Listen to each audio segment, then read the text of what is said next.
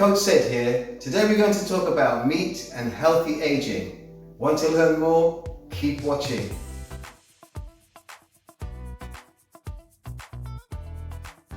When you talk about meat, the conversation can become quite simple. Meat is either good for us or bad for us. But the truth is more nuanced than that. Different meats provide different nutrients. Different cuts have different values. And fresh meat is not the same as heavily processed meat. So in this feature, we're going to look at what meat can give the body, why our elders valued certain traditional cuts, and how meat can fit into a healthy, balanced diet. Most people think of meat mainly as protein, and meat is a source of complete protein. That means it contains all the essential amino acids the body needs to maintain muscle, repair tissue, and support recovery. This becomes especially important as we get older because maintaining muscle helps us remain strong, mobile, and independent. But meat can provide much more than protein. Depending on the type and cut, it may also provide iron, zinc, selenium, vitamin B12, and several other B vitamins. Chicken and turkey can be useful everyday sources of lean protein. Beef and lamb can provide protein along with iron, zinc, and vitamin B12. Pork can provide protein with thiamine, niacin, vitamin B6, and B12. Venison and goat can also offer relatively lean sources of protein, iron, and other minerals. The point is not that one meat is best, it is that different meats can contribute different things to the diet. So rather than simply saying, I eat meat, it's worth asking, what kind of meat am I eating? And what is it giving my body? One particular advantage of meat is heme iron. Heme iron is a form of iron found in animal tissue. The body generally absorbs it more readily than non-heme iron found in plant foods. Iron is needed to produce hemoglobin, which carries oxygen in the blood. This doesn't mean that people following vegetarian or vegan diets cannot obtain enough iron, because they can. But food selection and overall dietary balance may require more attention. Many years ago, our elders seemed to understand that different cuts of meat had different value. We ate things like steak and kidney, liver and onion, steak stew, heart, bone, and slow-cooked broths. These were not necessarily expensive or fashionable foods, but they were everyday foods that were often thought of as strengthening and restorative. Today, we explain their values using words such as protein, iron, vitamin B12, zinc, selenium, collagen, and coenzyme Q10. But the old wisdom was much simpler. Different cuts gave the body different things.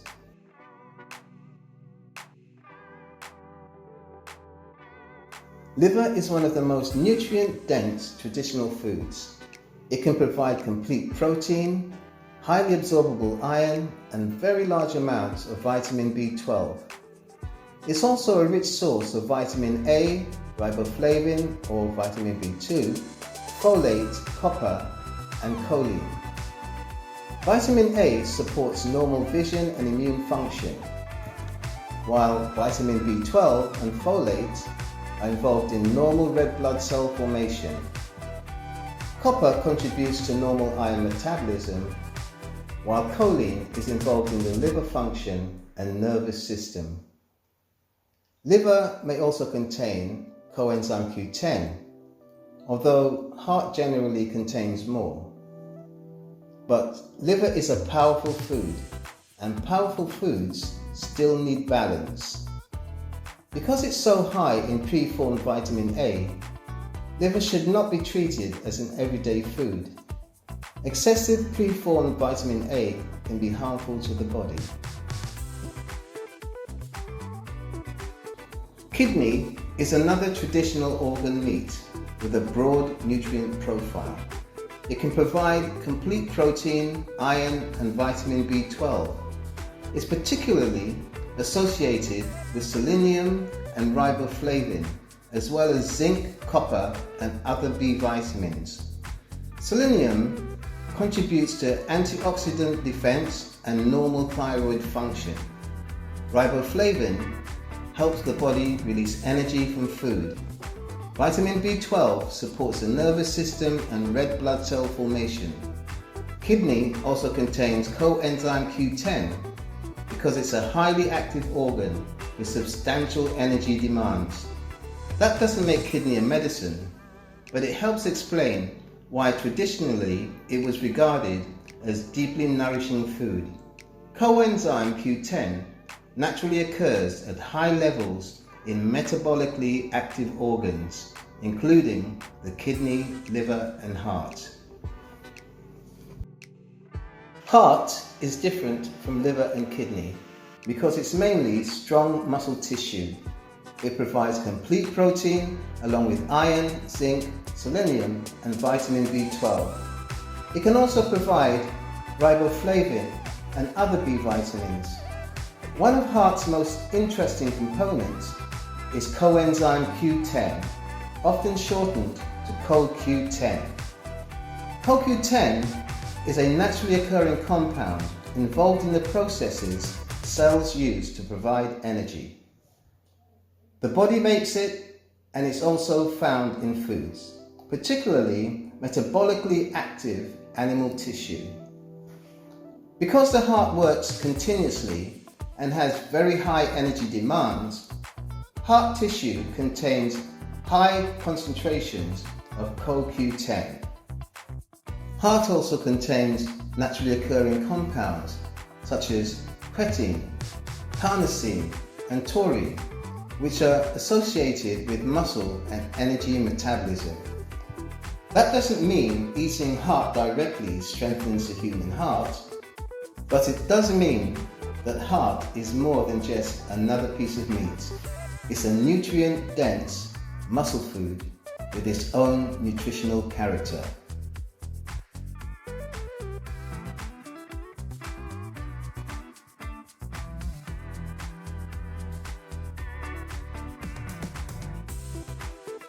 Oxtail and other slow-cooking cuts contain muscle, connective tissue, fat and bone. When cooked slowly, the connective tissue softens and collagen is broken down into gelatin. That's what gives traditional oxtail stew and bone broth its rich texture. These dishes can provide protein and amino acids from collagen, including glycine and proline. Bone broth should not be presented as a cure for joint, skin or digestive problems, although it helps. Its nutrient content can vary considerably depending on the bones used, the cooking time and the other ingredients. But it can still be a nourishing food and works best as part of a varied diet, not as a miracle treatment.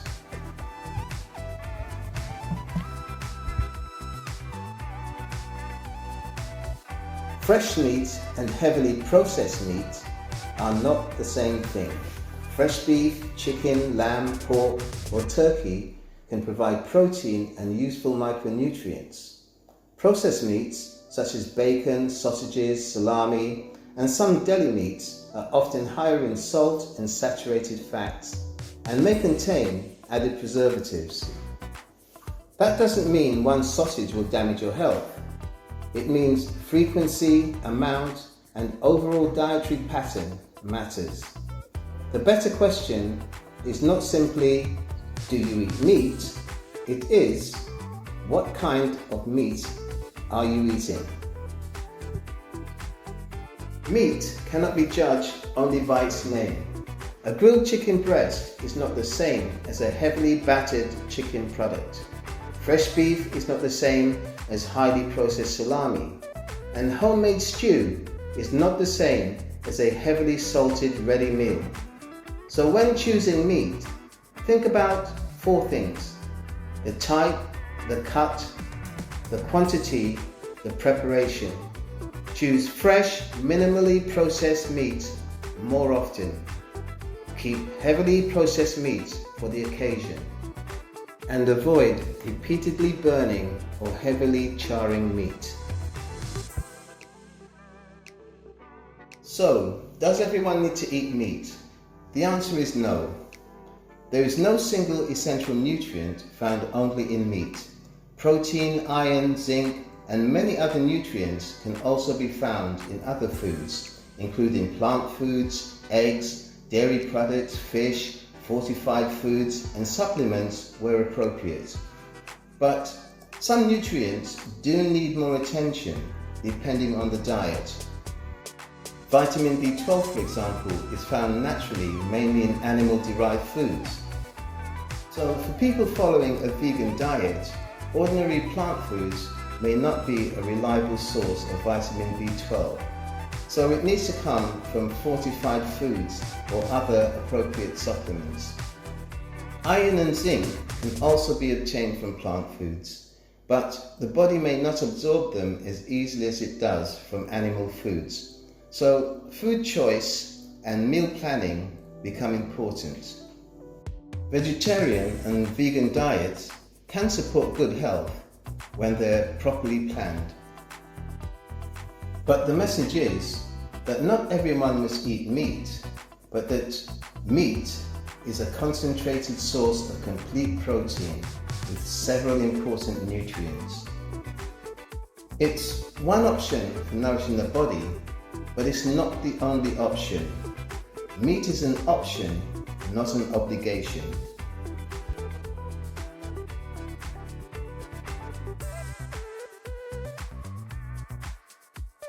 As we get older, maintaining muscle, strength, energy, and appetite can become more challenging. Meat may help by providing concentrated protein and micronutrients in a relatively small serving, but protein alone is not enough. The body also needs movement. Resistance exercises, walking, balance work, and everyday physical activity gives the body a reason to maintain muscle. So remember, protein gives the body the building blocks, but movement gives the body the reason to use them.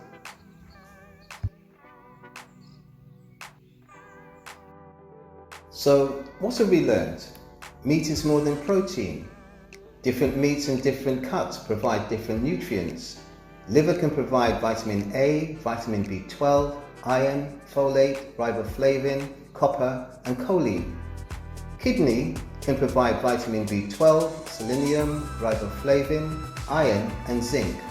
Heart can provide complete protein, iron, vitamin B12, and relatively high amounts of coenzyme Q10. Oxtail, bone, and connective tissue provide collagen that becomes gelatin during slow cooking. Research on collagen peptides suggests possible benefits for skin and joint, but bone broth is not a cure-all, and the evidence for digestive benefits remains less certain. Fresh meat is not the same as heavily processed meat, and quality, quantity, preparation, and balance all matter. The message is not to eat as much meat as possible, and it's not to avoid meat completely. The message is to understand what you're eating, what it gives your body, and how it fits into your overall diet. So eat with understanding. Next, we'll explore vegetarian and vegan diets, what they offer, what requires more careful planning, and how they may support strength, energy, and healthy aging. Stay well, keep moving. Don't forget to subscribe for more over 50s exercise tips.